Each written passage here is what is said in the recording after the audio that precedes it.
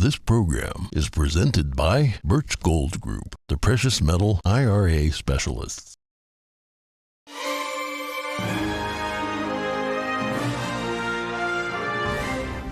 Good morning. In today's headlines, as the saying goes, every cloud has a silver lining, but will Southwest Airlines customers and the federal government be satisfied with the compensation that's being offered? China's sweeping COVID-19 outbreak continues to worsen. Major cities are starting to see long lines of cars waiting outside funeral homes. A concerning new study on COVID vaccines. Are those booster shots all they're cracked up to be? We'll take a look. A heroic barber in Buffalo, New York opened doors to some very cold customers during the historic blizzard, an act that may have saved some lives. And the arguably most famous bus driver in the U.S. He went viral for being kind, and we find out where he is now.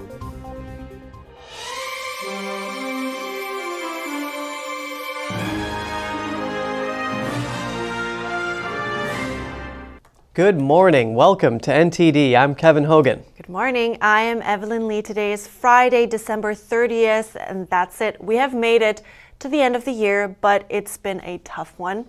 And it doesn't seem like it's quite over yet. In China, COVID-19 infections are surging. And back home here in the U.S., the CDC is considering new tactics to track any emerging new variants, but not without difficulty. The agency is struggling with China's lack of transparency around COVID. It's considering sampling wastewater from international aircraft as one of its options.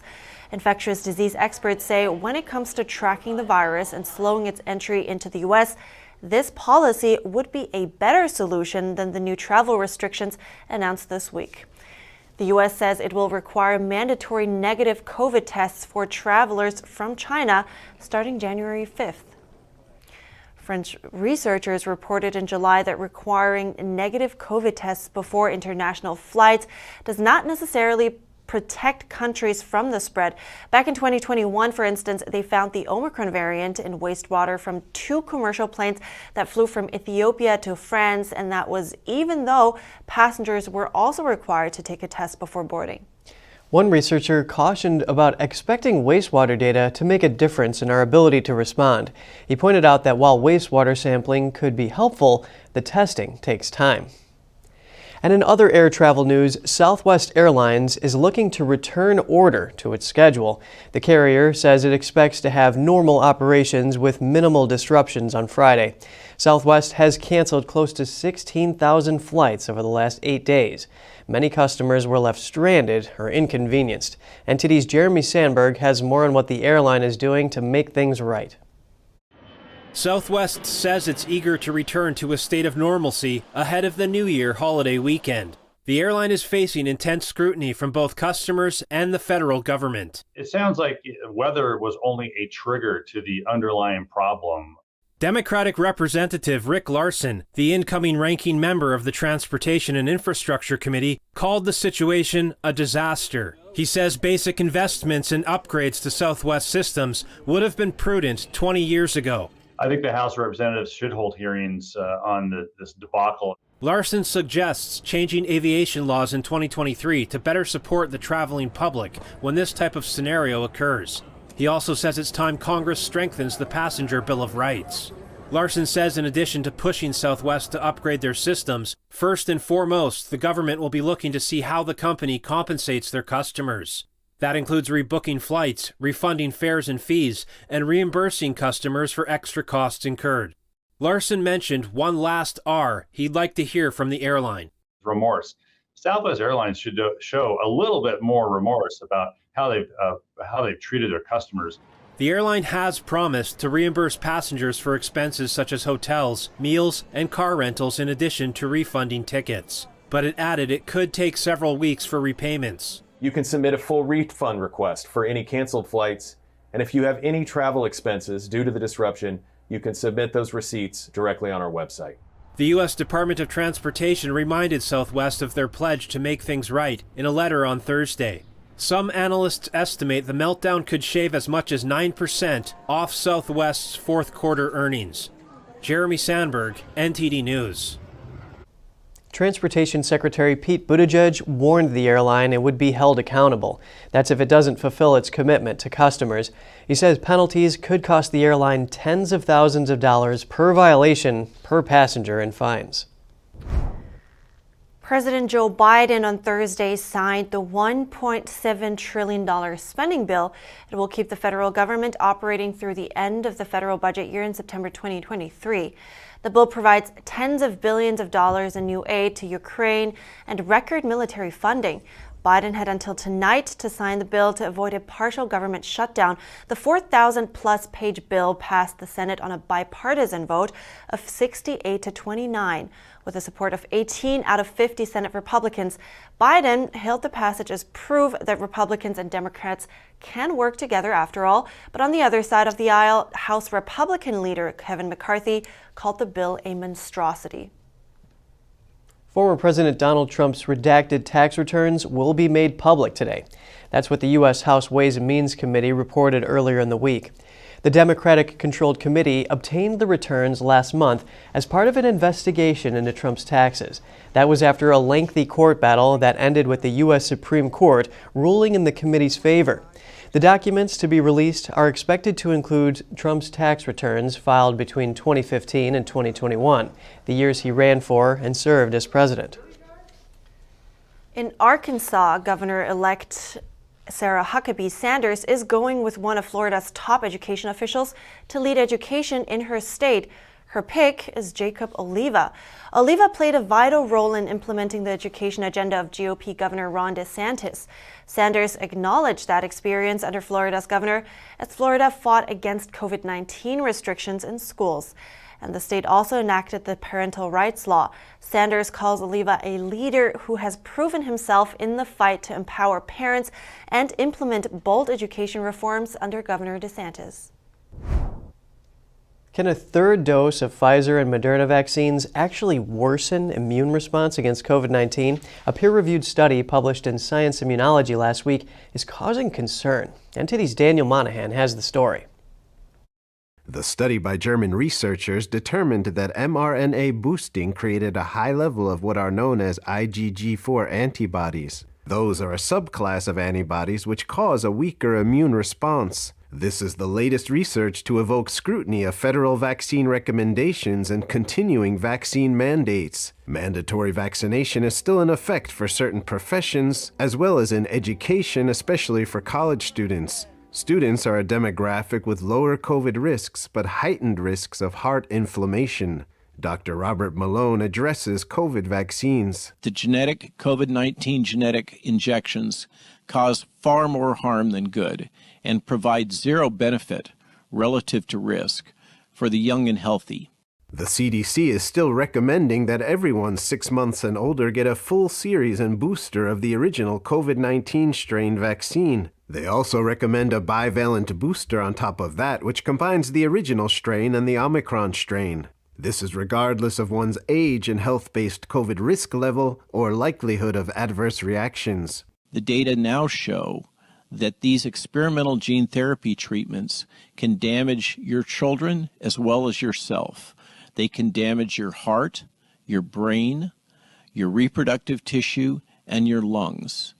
Malone added that this can include permanent damage to your immune system. The IgG4 antibody subclass is associated with increased COVID-related mortality. That is according to Italian researchers who published in the European Journal of Internal Medicine last year. IgG4 study co-author Kilian Schober cautioned against the view that mRNA vaccines are inducing tolerance to infection rather than fighting it. He says that further studies are needed. Daniel Monahan, NTD News. And on a different note, when the fiercest blizzard in decades hit Buffalo, New York over the Christmas weekend, an owner of a local barber shop opened his venue's door to those who were stranded in deadly conditions. Here's what happened. Craig Elston had no idea his Buffalo, New York barber shop would one day transform into a life-saving shelter for dozens of people. But that's exactly what happened on Christmas weekend when the fiercest blizzard the city has seen in decades came fast and furious. It started with me just cutting hair. Elston, owner of CNC Cuts, realized he was stranded with clients on Friday night as the storm set in. Then people came knocking. I let him in, and the first one was like an Arabic guy. And when that guy knocked on the door, I realized like his hands was almost frozen, his face was like almost frozen, and it was like extremely excruciating cold. I seen a post on Facebook, and on Facebook it was a man laying first face in the snow, and he was dead. That's when Elston said he posted a video of himself on social media to guide people in need to the barbershop. Do not stay in your car, man. The barbershop here at 707 Fillmore welcomes you. Please, man. People out there dying. This shit is real. My door is open. I'm not charging nobody nothing. It's for free. Dozens of people drop by, some to charge their phones, eat, and leave again in search of family members. Elston said many stayed overnight on Christmas Eve. Some of the places they slept was in the barber chairs. They had this barber chair pulled out. Some people, a few people slept right here. One person was right here. One man in particular left a lasting impression on Elston. The man literally said, if I'd have been outside 2 more minutes, I would have died. Because he said he felt his lungs collapsing. Because it was so cold, the breezes was 70 miles per hour. He just said he couldn't make it no longer. Like, he almost fell into the door. So, like, when I opened the door, he fell into my arms, and I helped him over there.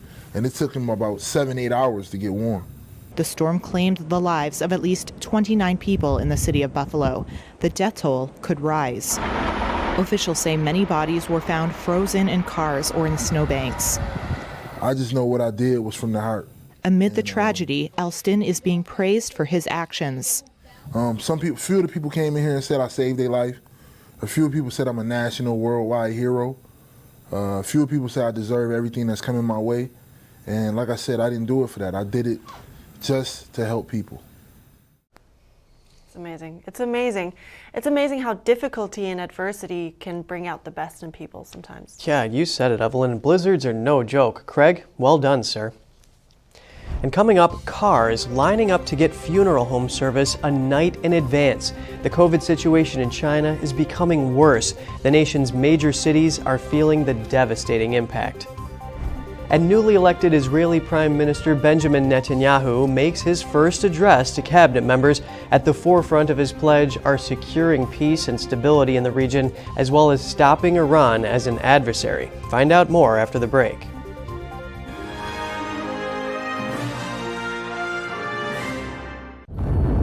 I was vaccinated because I'm a carer. I've had all 3 and I have the flu one as well. As far as the government is concerned, I believe they are doing the best thing for the nation. I just thought it was better that I get it done. I wanted to protect other people. The COVID vaccine has been hailed as a medical and logistical success. It's claimed that millions of lives have been saved, but there's growing evidence that the jab can have devastating consequences. They actually told my wife and 2 children that they had no hope, and if I did survive, it would be from the waist up. You take one for the team, so I took the vaccine, but now the team's run in the opposite direction. Just let people know that when it goes wrong, there's like no help at all. This vaccine is not completely safe and has unprecedented harms.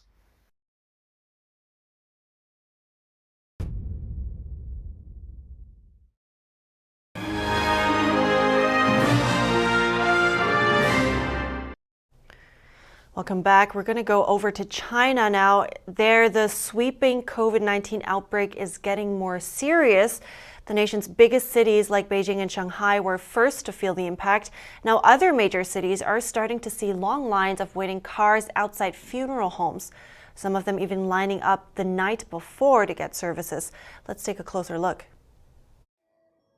A video shared online captures the scene outside a funeral home in the central Chinese city of Nanjing. On Wednesday, private cars lined up outside the building, all of them transporting human remains. A worker at the funeral home told us on Thursday that wait times for hearse transportation are indefinite. If you make an appointment today, you won't get a hearse today for sure. You have to wait for the hearse driver to contact you. There's no way to give you a specific time now.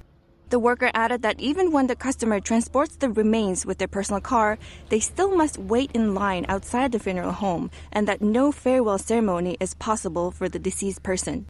Another similar clip comes from the eastern China's Nanshan city, filmed at 2 a.m. on Tuesday. It too shows a long waiting line outside a funeral home. A voice heard in the video says more than 80 cars were already waiting for services. First make an appointment and then line up. First pull the body over and line up. We start working at 5 a.m. You must line up the night before. Northern China, Xi'an City, the Xi'an Funeral Parlor says it's operating at full capacity all day long, but still cannot meet demand. Before the pandemic, the parlor only needed to operate for half the day. This, according to Chinese media. One resident told us that over the last few days, the situation has gotten worse locally, with infection rates rising and locals reporting fewer symptoms. He blames the issue on a lack of state preparation. To protect his identity, we distorted his voice.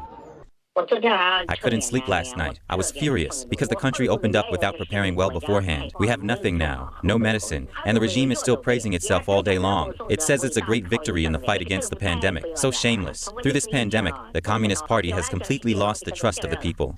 We'll keep you updated on new developments. Israel's newly re-elected Prime Minister Benjamin Netanyahu held his first cabinet meeting after being sworn into office on Thursday. Netanyahu took the oath of office moments after Parliament passed a vote of confidence in his new government, marking his sixth term in office. NTD's condemn brings us the details. At his meeting with ministers and cabinet members, Netanyahu said he will work for all the citizens of Israel. The newly elected government has pledged to prioritize settlement expansion in the occupied West Bank, as well as push for sweeping reform of the judicial system. In the meeting, Netanyahu outlined four main goals. First of all, stop Iran. This is an existential question. First of all, we care about existence and security. Second, to restore security and governance within the state of Israel. Third thing, take care of the cost of living and the housing crisis. The fourth thing, and I believe it is also within reach, is to dramatically expand the circle of peace. Various groups have opposed the new government's plans, including the military and business sector. Netanyahu previously served as prime minister from 2009 until 2021 and a stint in the 1990s, making him the longest-serving prime minister. 4 deadlocked elections by an opposing coalition of 8 parties caused him to be ousted from office last year. The coalition collapsed in June, allowing Netanyahu and his allies to secure a clear parliamentary majority in November's election. Netanyahu is still facing several corruption charges in Israel despite his political comeback. Charges he denies, saying he is the victim of a witch hunt orchestrated by a hostile media, police and prosecutors. Condemn, NTD News. Taiwanese chipmaker TSMC started mass production of its most advanced chips in southern Taiwan on Thursday. The company says it will continue to expand capacity on the island. TSMC is a market leader of advanced chip technology used in many applications, starting with cell phones all the way to fighter jets. The company spearheaded the development of 3 nanotechnology, and demand for that is growing now with more 5G and high-performance computing products. The company recently announced it would more than triple its plant investment at its Arizona plant to $40 billion, making it among the largest foreign investments in U.S. history. Legendary soccer player Pele passed away Thursday at the age of 82. The Brazilian star rose from barefoot poverty to become one of the greatest and best-known athletes in modern history. Sao Paulo's Albert Einstein Hospital, where Pele was undergoing treatment, said his death was, quote, due to multiple organ failures resulting from the progression of colon cancer associated with his previous medical condition. Pele was the only man to win the World Cup 3 times as a player. And in a glorious 21-year career, he scored a grand total of 1,283 goals. Tributes poured in from across the worlds of sport, politics, and pop culture. French President Emmanuel Macron wrote on Twitter, quote, "The game, the king, eternity." Kylian Mbappe, the French star many view as the current best soccer player in the world, offered his condolences, posting on Twitter, "The king of football has left us, but his legacy will never be forgotten. R.I.P. King. I'm saddened, but also proud of being Brazilian, the country of Pele, who was a great athlete, and also off the field, he was a great person. He wasn't an arrogant athlete. He was a person that makes one feel proud of being Brazilian. Pele, though, transcended soccer like no player before or since, and he became one of the first global icons of the 20th century. Coming up, we speak to the arguably most famous bus driver in the U.S. He went viral for being kind, and after the break, we'll find out where he is now.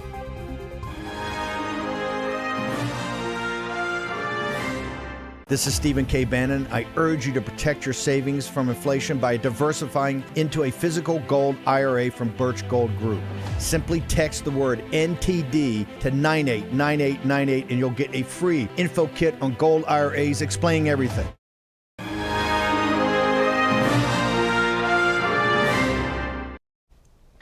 You may be familiar with Curtis Jenkins. People called him the world's nicest school bus driver. He went viral for all the kindness he showed the kids riding his bus. He encouraged them, inspired them to do what they love, and made that bus into a little family.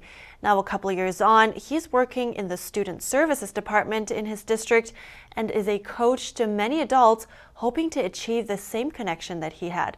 I spoke with him to find out where he is now. Well, as a kid, I come from a culture in which I didn't have a lot of people that was there that really listened to the kids. You had kids looking up to adults, but sometimes the adults was the one wasn't making the good decision. So eventually, later on, the kids make the same decision in which the adults made and find themselves in some type of trouble. So I wanted to make a difference in where I come from.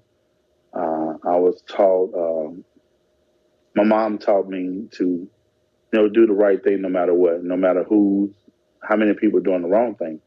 So I just want to be that person that the kids can go to and to understand and really listen to them. And I mean, now you work with, as you mentioned, with at-risk kids. What are some of the biggest issues you run into there? A lot of issues kids going to school with, their normal is not the normal in which the school teachers and principals see. Their normal is totally different. At home, their home life is totally different. We don't know what these kids are going home to. Some of these kids don't even have a home to go home to. Some of them going home to places in which it's very violent. It's dangerous. So the things that they have to go home to sometimes is the worst thing that they ever can imagine. But going to school is something that's the getaway, and that's not their normal. So you have to really understand where they're coming from to know they're normal, because they're not going to be the person that you want them to be if you don't understand where they came from. And what do you think you can give them in your position? Well, I can give them understanding, trust, a safe place for them to understand who I am, and what I'm about, and that I want the best for them. What do you think they need the most? Understanding and accountability. To understand what accountability is really what it's about. So many kids are said to be not understood. Well, some of the kids understand more than what you think they understand, and that's the reason they do what they do. They understand they can get away with it. They understand that you're gonna not understand what they're doing, in which sometimes they'll manipulate you, the system, and this whole school on because of their circumstances. And sometimes you just hold them accountable of their actions and let them know that, no matter what you're going through, that you have to be accountable of the actions in which you take. That means not doing your homework, not studying. I can't give you a grade in which doesn't pass or boosts your grade up. I have to hold you accountable and give you the grade that you deserve. And some of the kids right now don't understand what's deserving. And I honestly was wondering, I was looking at that, the clips, and You have built such a strong connection with those kids in basically 20 minutes school bus ride. How do you do that? How do you form that strong connection with the kids? And then again, go back to get into their lives. Let them see what a normal is really about. The normal is coming to school. Normal is that I'm going to be on time. You can trust me. I'm going to be there. Certain things that I ask of them, certain things they expect of me. The expectation is not set from the start. And most of the time I set my expectations from the day one. And you say you want to teach them compassion on your website, Project Walk. So how do you do that? Compassion is something that people think you can't teach, but compassion is something that you can show and they can understand. And once they show, you should. Sometimes you've never been shown compassion in your life. And when somebody show you compassion, you got to explain to them what it is.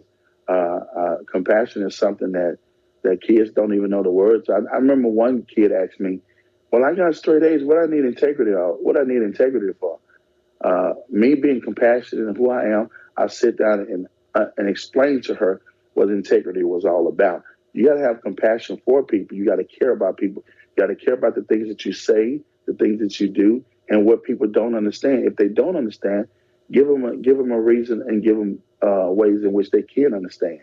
Compassion is accountability. Compassion is a whole combination of things bottled up in one. So when we can realize what compassion is really about, when you eat a piece of cake, you don't ask what's in it. You just know it's good. So people know compassion is good when they feel it. Once they can feel compassion, they know it's a lot of good things, ingredients in it. Well, I wish you all the best and good luck on that journey. I hope it works out. Thank you so much for sharing this. I think it's amazing what you do. Thank you, Curtis Jenkins. Okay, thank you. Curtis told me that his goal is to open up a school someday that embraces all of these values as well, and he is keeping real busy, let me tell you, because he has founded an organization as well. I think you might have heard we mentioned it in the interview. It's called Project Walk, and it's also to mentor kids and even adults. Seems like he's really playing a positive role in the community, helping those kids. Absolutely, and I think even internationally, because his efforts just went so viral, his phone kept going off during the interview. Wow, it's amazing, yeah. That is just incredible. And for our viewers out there, please feel free to share your good stories with us. And on behalf of NTD, my colleague Evelyn Lee and I wish you and your family all the happiness and a wonderful new year. I'm Kevin Hogan. We'll see you next year.